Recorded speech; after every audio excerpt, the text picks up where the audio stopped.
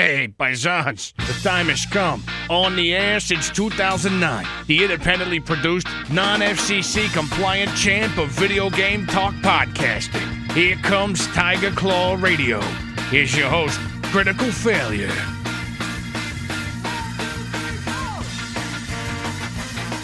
What's going on, everybody? Thanks for tuning in to Tiger Claw Radio. It's that time of the week again where we're going to talk some video games, take a look at what's going on, and hang out, and just have a good time. This week I do, in fact, have a mystery game we're going to do with the music.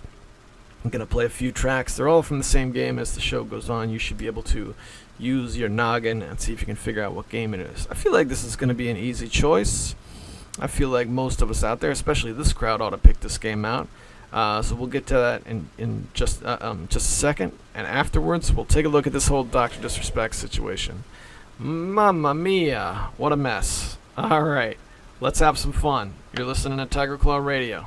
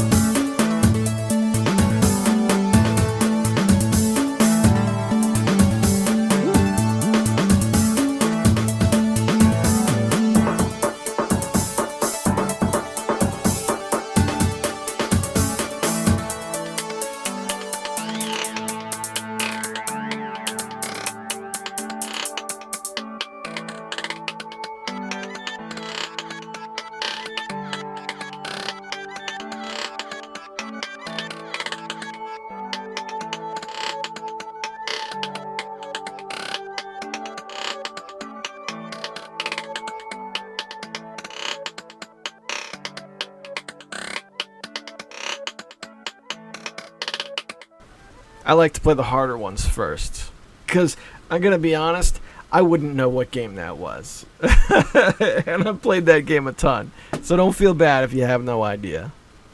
But we'll hear a couple more tracks from that game, and we'll see if we can figure it out later on in the show. So I'm not much into streaming. I don't really watch streamers. I actually tried to get into it at one point, not just actually streaming myself, but I tried to get into watching people. I got the Twitch app installed. I was clicking around, looking at games I liked. I just couldn't do it. Nothing against people who dig streams. It just really was never my scene. I did enjoy the occasional highlight video from Dr. Disrespect, though. He was a character I thought was really funny. He played these battle royale type games that I'm not really into anymore. I was at one point, though. I really liked H1Z1 back when that was a popular thing. Right around the time PUBG was the hottest game in the market. And I would catch highlight videos from Dr. Disrespect. I enjoyed it. It was good. It was good stuff. Kind of came and went, but he was banned from Twitch permanently. Apparently, still around, still had a big following, and then just recently they up and banned him with no real reason as to why.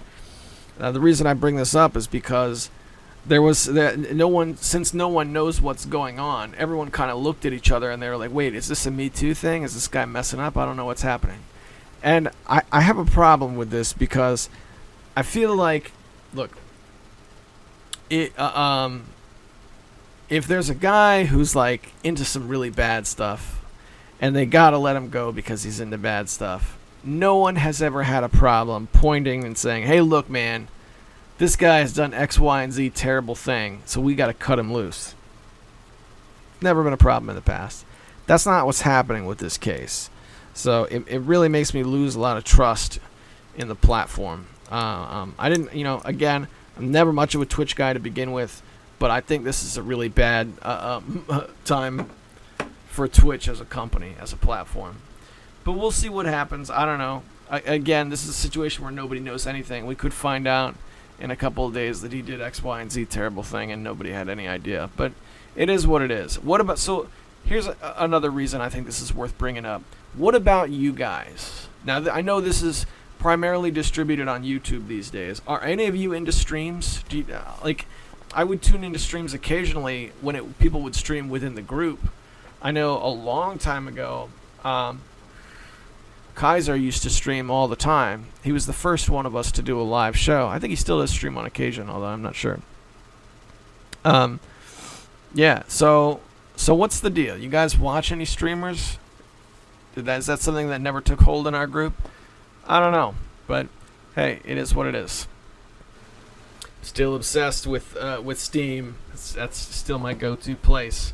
Haven't really done a whole lot with the Steam sale, although it is still going strong. It runs till the 9th, so we have another week to get deals on games. Here's one, Sniper Elite. I'd forgot how much fun I had with the original Sniper Elite. I picked that up, I think, at the last year, right around this time, and I went through a big Sniper Elite phase where I played almost all the way through the entire original game, and some of the Nazi zombie army, which I found to be really fun. I found that to be a fun game. I might pick up one of the sequels now that they're cheap, because nice arcadey, tongue-in-cheek, graphics are good, environments are good, mechanics are good. What more could you ask for? Alright, look, I know I'm rambling at this point, but I was on Twitter this past week, and I think it was Desm. Desm, was it you that posted that sweet copy of Raiden 3? And I forgot how awesome the Raiden games were. I remember at one point we had a pretty decent Raiden 4 competition here on TCR, but I've had a hankering to play the Raiden series again since I saw that. I remember shooting back that, hey, that's one worth dragging the arcade stick out, and I kind of want to do that. The Steam board in particular of Raiden 3 was not the arcade stick compatibility was not great. It did work, but it took some fixing. You had to have patience and really put some time into it. But my goodness, what a top-notch shmup. I don't care what anybody says. It's a great game. Doesn't quite have the flash as like the cave shoot-'em-ups, like Dodonpachi and all that. But it's oh my gosh, they're great looking games. They play great, switching up the weapons. There is some pattern recognition, pattern memorization involved, but so what? Who cares? All right.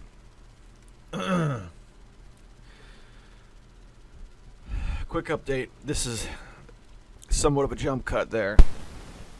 How is this coming in? Let me crank it up just a little bit. I had been using the mixing board for something else late last night. I think it threw my levels off just a little bit. Give me a second here, we can fix it. I think that's better. So that before the jump cut, we were recording Friday night, I think, and it is now Monday morning, 6:19 in the morning. This is when the podcast is supposed to go up, and it's typically busy in my home around any holiday weekend, and this past one was no exception. We had some lots of stuff with family. The few moments that I have to come chill out in my office when I typically get TCR done, I was doing the best I could to accommodate the children, so it was very difficult. So now we're like 9 minutes in, and I kind of want to power through it. Atari's been on the forefront here in my home. Our good buddy Sendu over at EmeraldRangers.com heard the podcast, and he shot over just hey, how you doing? He picked up He picked up some Atari 2600 paddles and sent them my way, and I was shocked. Thank you so much, man. So those showed up on the 2nd, and today's the 6th. So they've been here a few days now. So I dug up all of my Atari paddle compatible games, which is a handful. Not a ton, because I wasn't seeking them out, but I did manage to get some anyway. So I have Circus Atari, and I've got a game called Encounter at L5, and then I've got Warlords, and I think that's about it. I thought I had Night Driver, but I don't. I have to get a copy of that. So I plug this thing in, and unfortunately it does have the jitters, right? Which is this thing that these old analog paddle knobs used to do, where you turn it left and right, and on the screen it would just be freaking out. Which is not a big deal. Actually, our Bithead 1000, one of my favorite YouTubers, his most watched video is how to get rid of the jitters. It's just a potentiometer in there, so you take the knob apart and you know, what does he use? Sandpaper or something? I don't know. I haven't seen it in years, but he just takes it apart with a screwdriver and then scrapes it off and puts it back together. It's not like a big deal.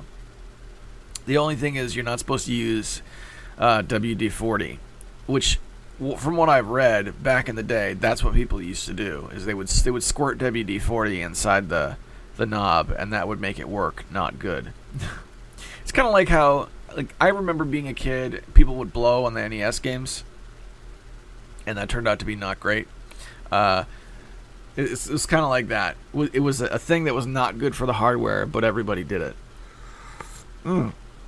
It would make it work for a little while, and then the WD-40 would dry and make it worse, ultimately. So this particular unit was cleaned and tested, and so I'm curious to know exactly what the process was for cleaning. If he cleaned it by squirting WD-40 in there, and he tested it and said, hey, this is fine, then, I don't know, what are you going to do? No big deal. It's absolutely cleanable, and I'm looking forward to playing Circus Atari the way it was meant to be played. Circus Atari appears on an Atari plug-and-play that I have, but it's a joystick plug-and-play. So you're playing a paddle game, a game that was designed to be played with a paddle. You're playing it with a joystick, and that never sat well with me. So I will eventually reach the gaming bliss that is Circus Atari. I do like it, though. I'm goofing on Circus Atari, but it is a fun little game. I like it because if we could go back to Bithead 1000 for a second, if you go back to his channel and watch his first couple years are some of the best YouTube around, man. Where he was just scraping everything together. He started with nothing, no TV, no video game systems, nothing. He's like, hey, look, I found an AC adapter for a Sega Genesis. I don't have a Sega, but that's great. We'll store it away. It's great. His first couple of years was absolute magic. And he wanted to start with doing reviews. That was his goal. He didn't actually do many, but one of the ones he did was Circus Atari. I think I don't know if that was his first one or not. Might have been his first.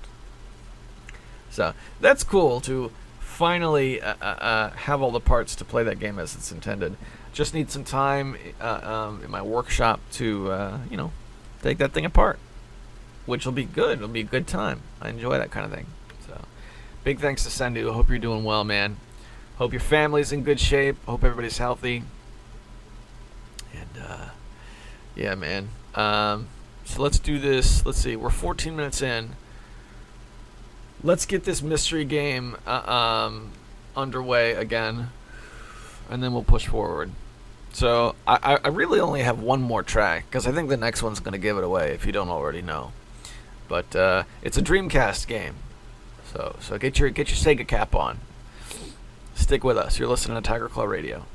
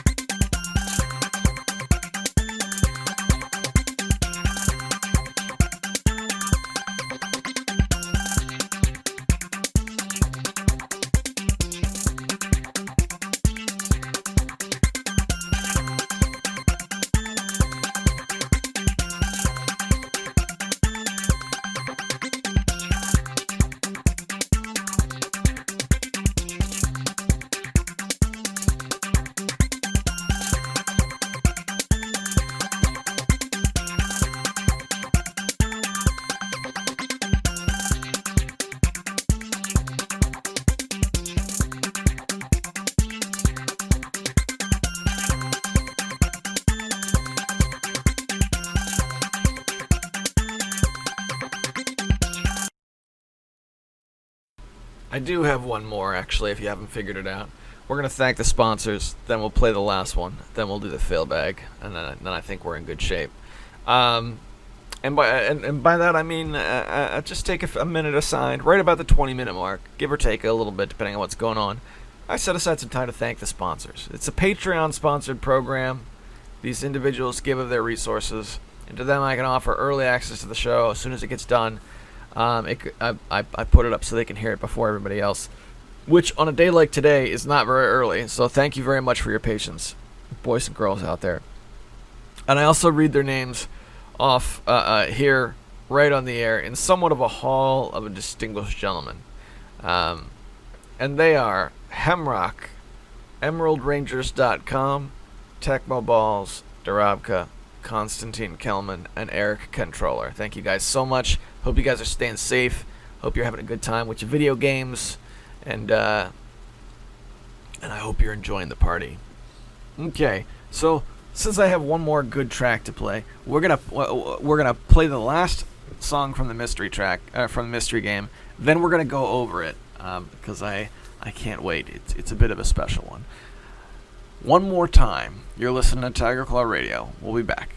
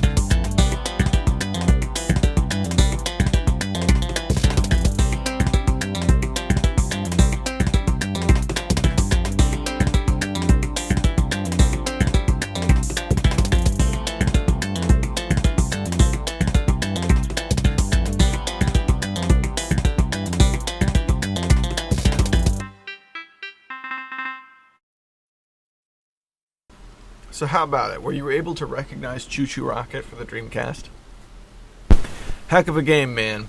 And you know what's funny? I'm sitting here listening to this. I don't know that I've ever actually sat down and listened to that whole track before. Choo Choo Rocket is one of these games where, like most games, the title screen fires up and you blast past that thing in 2 seconds.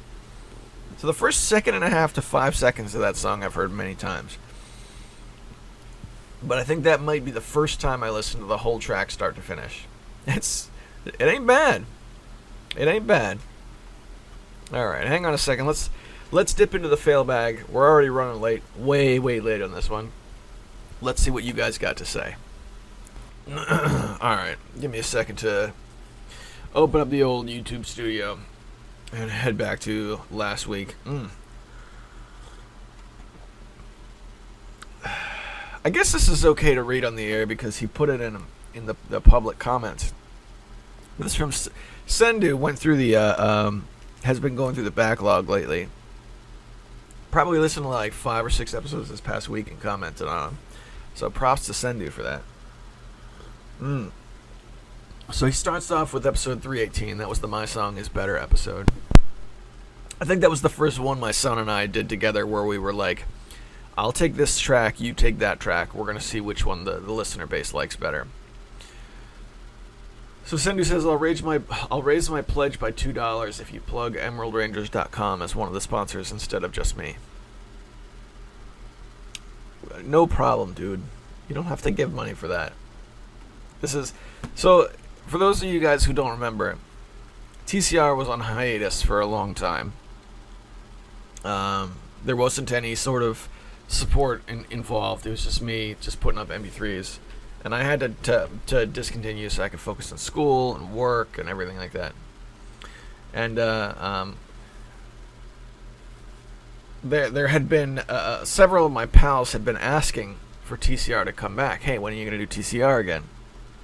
So at the time, I thought, this was around episode 170 something, I was like, all right, if we can get a following together, with some support, then yeah, I'll bring it back. Well, Sendu was one of the first people who said, great, put me down as a supporter. So this is the guy, this is one of the top people you can thank for the return of TCR that we've managed to keep alive together, I would say pretty well for the past, how long's it been since the reboot, guys? Almost 3 years?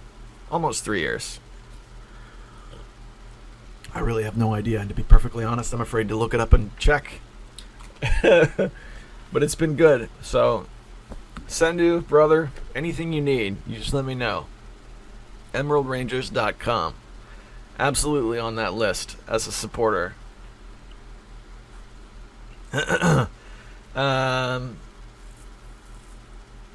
we'll get back to you in a bit because I know you got. That's one comment from Sendu, and we're going to come back around to some more here in a bit. The next one comes from Eric Controller. He says, I think the most I've ever paid for a game was when I bought Kingdom Come Deliverance. Full price, twice, and on purpose, which is about $130-ish. Woo! Ever since I played Illusion of Gaia and Legend of Zelda Link to the Past, I've been hooked on medieval stuff. Excuse me. Medieval fantasy and actual history. So when I heard that a team in Europe was making a historically accurate Elder Scrolls style medieval RPG, I became very interested. When it came out, I bought it on Steam full price, played it, beat it, loved it, bought it again with all the DLC, but this time on GOG. As you Alright, what does it say? I skipped a line. As you might say, I'm no longer a renter, but an owner of the game. It's now mine forever! And he put evil laugh there, so I'm doing the best I can to do him justice. Starboarding was very good. I just wish it was longer. But the mood it crafted was sublime. Alright, Eric, we gotta look this game up now. We have to look up the $130 game. First of all, a true-to-life, historically accurate Elder Scrolls game sounds dope. I've heard of this game, Kingdom Come Deliverance. The name rings a bell. I think I've seen it in the marketplace before. What's the best way to do this now? Yeah, we'll just jump over to the Steam library. Steam store. I might even have it. Wouldn't that be hilarious if I had it and I didn't realize it? I'm going to check that first, actually. Games. Kingdom Come Deliverance. Oh, good. I don't. Kingdom Rise, Cloudbreak Kingdom, Kingdom Classic 7, Kingdoms 2. Okay. I don't have it. Good. We're going to the Steam library amidst the Steam summer sale, which is great. Kingdom Come Deliverance is currently $15. Okay, let's take a look. Alright, some content not appropriate to view at work. I'm digging it. Similar to games you've played in the past, Morrowind and Oblivion. Mamma mia, that is a lot of DLC. Alright, yeah, this looks pretty cool. I'm seeing a lot of swordplay, but to your point, historically accurate swordplay. It looks more like an Age of Chivalry, but blown up into a fully fledged RPG. Yeah, this looks really cool. I'm gonna dig into this further later on. For now, we're gonna add it to my wish list. Well, that's cool, man.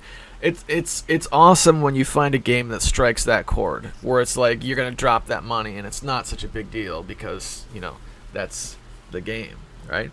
So Eric, I haven't talked about this in a long time, but this is something I used to talk about quite often here on the air. I have a a theory of dollars to hours in terms of when you buy a video game, and it's not perfect. I'm sure you can think of exceptions, but here's the basic rule of thumb. When you buy a video game, when I buy a video game rather, because this is the way I like to do it, I like to get at the very least 30 minutes on the dollar, and at the most an hour on the dollar.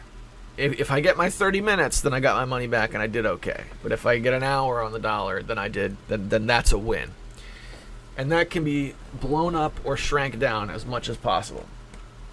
For example, right now I hold in my hand one of those Japanese import PlayStation games I've been talking about forever. Super Light 1500 slot machine game. Now I got this for like $1.50. So I should be able to put in 45 minutes to get my money back. But if I get an hour and a half out of this game, then I did A-okay. And the same measurement would apply to a $130 experience. Well, that's great. If you get...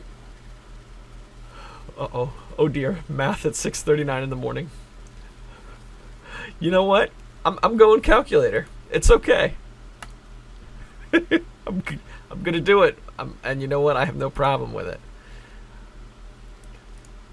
$130. So you should get 65 hours minimum out of that experience. If you get your 65 hours, you got your money back. If you get 130 plus, then you know what? You did A-okay. There's problems with that because there's games that offer much shorter experiences that are just as satisfying, and there's games that can be drawn out that are a pain to play. So it's not perfect, but it's just like a basic guideline rule of thumb. Some exceptions would be like, what was that 15-minute game that I really liked? There was a game called Gravity Bone, which was a free game, and then that had a sequel, 30 Flights of Lovin', I think it was called. And the entire game was like 15 minutes tops. And I thought it was really cool.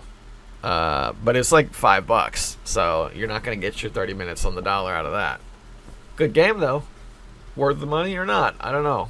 People, it's kind of a hotly debated topic on that games message forum. But yeah, there's definitely exceptions to that rule. But it is a good way to weed out games that maybe I haven't put enough time into.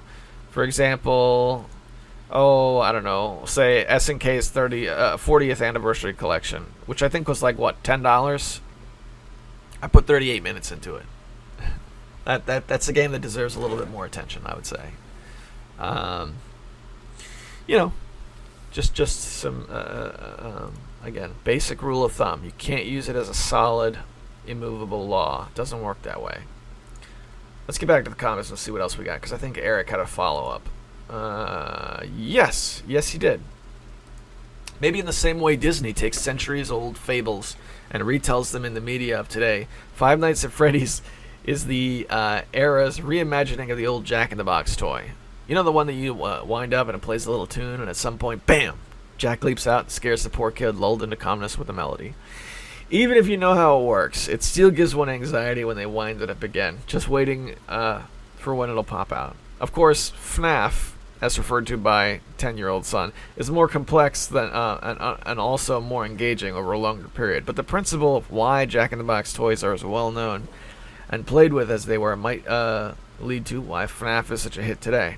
Yeah, FNAF is a bit of a weird one, Eric. There's some elements to it that I think made it popular on accident. For example, I think the fact that the story was very loosely defined and something he tried to flesh out after the fact, right, lended to its popularity quite a bit. People seemed to like the fact that it had some sort of quote-unquote hidden story.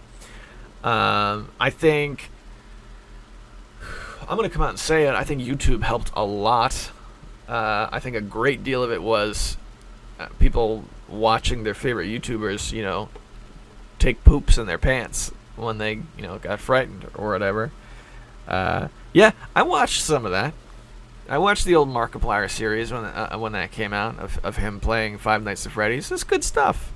It's good. You might remember I made my own. A bit of a meme version, but I did it. Yeah, man. Good game, though. He made something that hadn't been made before. It took a weird turn. I'm not interested in anything Five Nights at Freddy's that's coming out now. But 1 was a great game. 2 was pretty cool. And it kind of lost me after that. And that's it for Eric. Brother, thanks for writing in, man. Hope you're doing well. Hope your family's in good shape. Hope everybody's healthy. And thanks for listening to the backlog. He left out on episode 307. Woo! Alright. Eurorack Atari Punk console plus guitar pedals. A little fun video that I made this past week. That's one of those videos that was for me. You know what I mean? I know it's not for this crowd. It was for me. So the Atari Punk console, I think, is named a little bit. Can be confusing if you've never heard of it, but it has nothing to do with video games. It's just it refers to like the way that the Atari generated sound. So it's like a beginner's electronics project where you can twist 2 knobs and it sort of makes bleeps and bloops. Well, I took one of those and I ran it through some guitar pedals so you could hear the way distortion and whatnot would affect it. It was a good time, give me a second here. I lost my place. Golly. Yeah, okay, we'll go back a little bit, and there it is. Painted Blonde left a comment saying I could spend an entire day doing this. Yeah, man, absolutely. It's funny. I buy all this music gear, and I haven't really done a whole lot of like producing public-facing material, but just me alone in my lab with my little sound machines. It's the best. It is the best. I would recommend anybody out there who's interested in learning how to solder, get yourself an Atari Punk console kit. Doesn't have to be a Eurorack one like mine.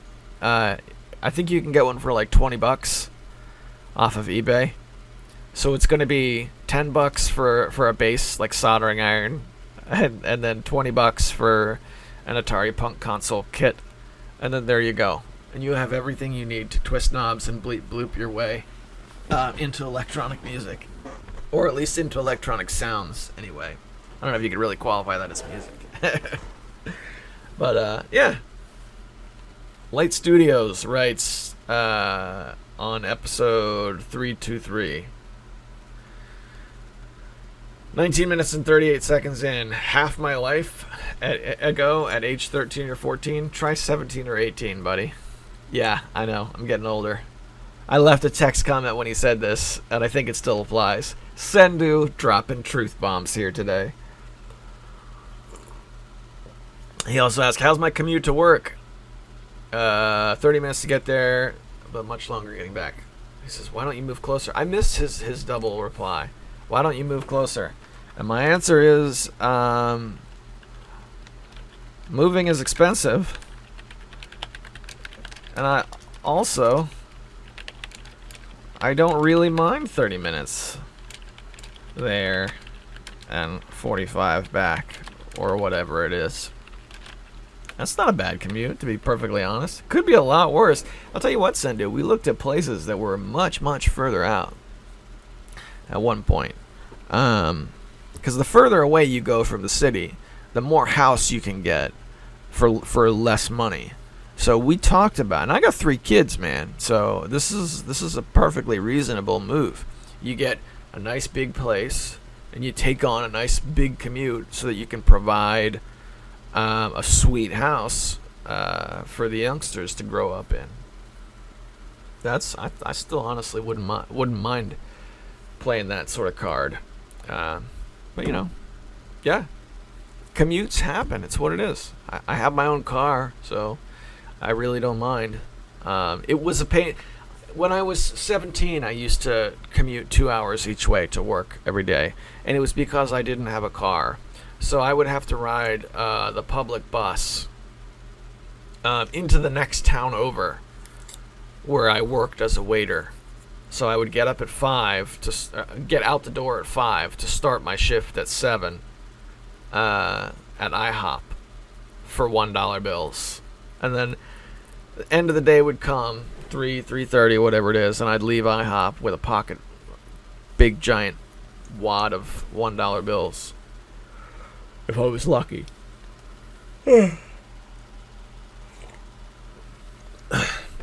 That was a tough commute, man. 4 hours on a public bus every day. Glad those days are over. What do we got? We got a couple of my MS-DOS menu programs. Dwight A. Spencer. For edit to work in FreeDOS or DOSBox, one would need to get a copy of the 4 files, edit.exe, edit.help, qbasic.exe, and qbasichelp, from an MS-DOS 6.22 boot floppy. Googling for one would find a few results and get or send a freq, F-R-E-Q, to Denzuko at 140 5017, and the sysop at XM Core will send you a zip with it. Super nice. Super nice. To bring you up. Oh, also type space file name works like cat in DOS. All right, let me translate all that into English. What he's talking about is I made a video about MS-DOS menu programs, like pre-Windows, simpler program shell, like program launcher type things. And there were some native MS-DOS commands that didn't work in DOSBox. And that's what he's talking about. This is a guy who's well-versed in operating off of a command prompt, and he's sharing a little bit of that fine-grained detail technical knowledge. So thanks, Dwight. I appreciate it, man. And this one's off of... Is this last week or is this 2 weeks ago? I think this is last week. Mecha Menace writes in, 7 minutes in. Would I send a game off to be graded and then return to me sealed in a translucent case? They're always teasing me to be opened out of their sentimental value? No, absolutely not. Absolutely no. Maybe I would send a sealed game off because of its monetary value. I would sell for financial gain, but I'm too much of a cheapskate to pay WATA prices. From what I picked up from conversations like these, the grading WATA service costs is dependent on the expected sell value, sell price of the valuable. Whew, having a hard time reading this morning. It's not a flat fee every time. Maybe I'm wrong. I haven't looked into it. It probably doesn't cost $5 per game. Gonna stop you right there. I've heard people talk about it in terms of magic cards. I was under the impression just to get a magic card was like $20 bare minimum. Yeah, I would think it would be way more than $5 to get a game graded and sent back to you in a sealed case. I would be shocked if you could get it for under 30. I would expect it to be more than that, but we'll see. At that point, graded and slabbed games lose all value as games. Maybe they can work as like an art piece, like a statue, but they're now being traded like stocks, which are understood to appreciate and lose value based on public interest. This may have a beneficial effect for those who want to lose a loose/open game, CIB or not, as grading becomes more of a thing in the comic market. The monetary value of comics sold by small non-professional sellers dropped. I see comics sold by comic stores on eBay, not graded, sell for a lot more than those by any Jack and Jill, and of course, the graded ones go for more. The information is digitized. Comics, records, games can all be accessed and experienced in some form other than the original, so we know the price is not necessarily dependent on the rarity of that data. It has to be cultural. Will a sealed Pocky and Rocky 2 be considered culturally significant in 100 years? Go for more than a black box Super Mario Brothers NES sealed? Wow. I don't know, man. I don't know. I'll tell you what, Mecha Menace. I reintroduced my daughter to Atari over the weekend. I'd shown it to her before, but this was the first time she was with me when I pulled open the drawer and she saw like 60 Atari carts. And she was like, "What is that?" And I was like, these are really old video games. And I pulled one out, and we looked at the copyright date, which was like 1979 or 1978. So 80s, 90s, 2000s, 2010s, and then yeah. So 40 years old. I was like, this is a 40-year-old video game. She was like, wow. But that interest went away pretty quick. So I look at the way my children view Atari, and I don't know, man. I'm not holding out much hope. I think I don't know, especially the way it's like, oh yeah, okay, a black box. What was the example you gave? Black box Super Mario Brothers. That's a game that you can get in many different ways, and I think that's ultimately how it's gonna go down in history. I don't know anything, Mecha Menace. I really don't. I'm interested to see, though. You know? It meant something to me when I was 16. I didn't have a complete box one, but I had a black box Super Mario Brothers just by itself, and I was like, I thought it was really something sweet, man. I wish I still had it. Excuse me. Burping on the air is the worst. Okay, I want to pick back up where I left off. I know you said no consoles, so I'll leave you to. The most I ever spend on a video game paraphernalia is $1,700 plus tax on 3 sealed PS3s.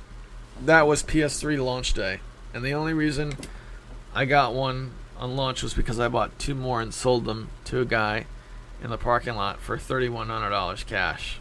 Thank goodness those guys walked up on me in the first place in line, because selling on eBay was turning into a nightmare for the PS3 while I was in line. I don't know if I would be able to make that much if I sold them online. I had 2 other guys with me to get the other systems. The other guy wanted, I think, $250 or $300.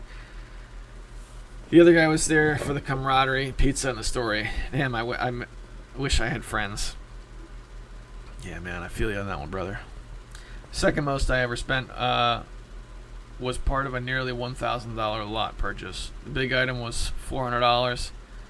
I was able to sell off everything. I didn't want super fast and make a lot for nil. This will be revealed on GFU eventually.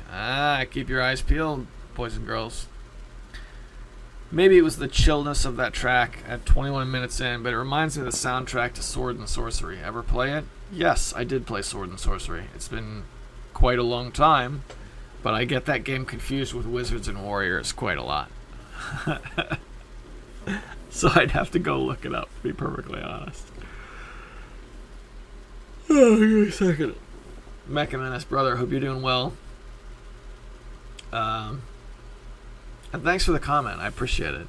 It's cool to hear from you guys. Light Studios leaves one more for us. On episode 225, he says, "You couldn't play Skyrim, so you played Morrowind? What about Oblivion?"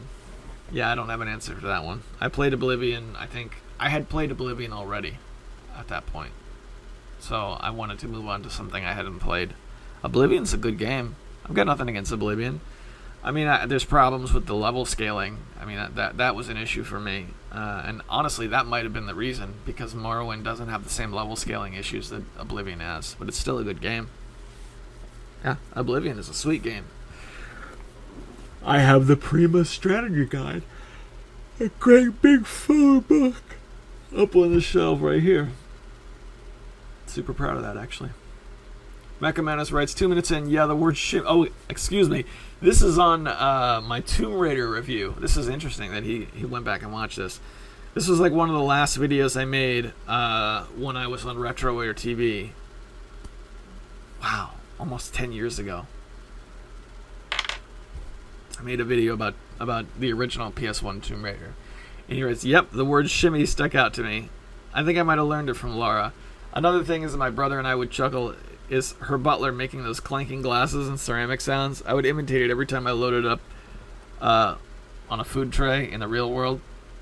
2 minutes in. Another classic game started on the PS1 that went out to its present unique death scenarios and is Crash Bandicoot. that does put extra effort into making cartoony, outlandish ways to die to amuse the player, even in defeat. I'd like to know more about your experience with the Game Boy Color version. I found it a manual for it recently, and I saw it's a side-scrolling platformer. Okay, let's talk about the Game Boy Color version of Tomb Raider. Well, it's awful. Because one of the things about the early Tomb Raider games is they're incredibly slow-paced. You know? You're going really slow through a big cavern so you can take your time and look at everything. Right? You got to look at the placement of all the ledges. You got to look at what's a switch and what isn't a switch. And you got to look at the dark corners for all the things you may have missed. So, when they tried to translate this to a side-scroller, they made a side-scrolling game that was equally slow-paced and very, very clunky. And when I say clunky, I'm using that word to refer to stiff controls that operate at a very slow pace and do not at all feel fluid. It was a Game Boy Color game. They could have done a better job. I think they did do a better job in the Game Boy Advance era. There were a couple of Tomb Raider games for GBA that were not bad, but that Game Boy Color one is a bit of a stinker. Haven't played it much, but I tried it. I gave it an honest try. I couldn't get anywhere, and I didn't have the patience. This is coming from somebody who thinks the original Tomb Raider games was the pinnacle of the series. So take that for what you will. I don't know. Maybe we'll revisit it and find something completely different, but that's how I remember it. Light Studios says, my older brother used to have a 3-monitor setup. He eventually found it easier to just have one big TV monitor. Gee, listening to you and Junior talk about Terraria sure makes me want to play it again. Yeah, I love my 3-monitor setup, man. It would take a really big TV for me to get off of this type of setup. I like being able to maximize something and have it only take 1/3 of my desktop space. Yeah, and when we used to play Terraria, we had a ton of fun. Sendu, correct me if I'm wrong, but you and I used to play back in the Hamachi days, right? Don't you remember loading up Hamachi so that we could play? Hang on a second. That's my alarm. It goes off at 7 in the morning every day. Don't you remember us loading up Hamachi so that we could play Terraria and multiplayer? That's good times. How we doing? 2 more from Sendu, and then we can wrap it up. 28 minutes in. What happened to freeware? If memory serves me, you stopped doing freeware once you got a more powerful computer that could run bigger games. I gave him a text response to this. I never officially shifted away from freeware. It was gradual. Some of the big places I went to for newer games shut down, and my focus moved over to Steam. And then I asked, hey, if there's any interest in freeware again. And this is true. TIG Source is still around, but it's not what it used to be. I used to go to Abandonia, right? Abandonia, the abandonware site. They had a counterpart that was based on free games, Abandonia.net, and that, I think it might still be around, but the updates disappeared. There were no more updates. So yeah, I didn't know where to go to figure out about the new freeware games. They're still around. They're still being made. It's just the cultural hubs are elsewhere, and I gotta find them again. Yeah, I would do it again. It was also, I think, I finished college. When I started doing TCR, I was pretty destitute. I didn't have any money for anything. So now, I can afford a family and, so to support myself. And I have a small video game budget, but a little bit. I can spend $10 a week. And with Steam, $10 a week is enough to, get all kinds of games. So doing freeware was originally something I did out of necessity. So he says, yeah, sure. Always nice to have a unique style. Yeah, I could do freeware games again. Let's put our heads together and see where do we go these days to find out about the freeware games. I'd love to do check out a game jam like I used to. Those competitions where people are trying to build games, to fit a theme, because I think a lot of innovation comes out of those. I remember enjoying those quite a bit. TIG Source had one where it was like they had one where you would make a Famicom cartridge art, and people would draw fake Famicom games. And then immediately after, they took the contest winners, and they were like, all right, make games to fit these old Famicom carts that from our last contest. And, yeah, got some good games out of that one. Cat Poke. I don't know if you remember that game. That was one that came out of that contest. that I enjoyed very much.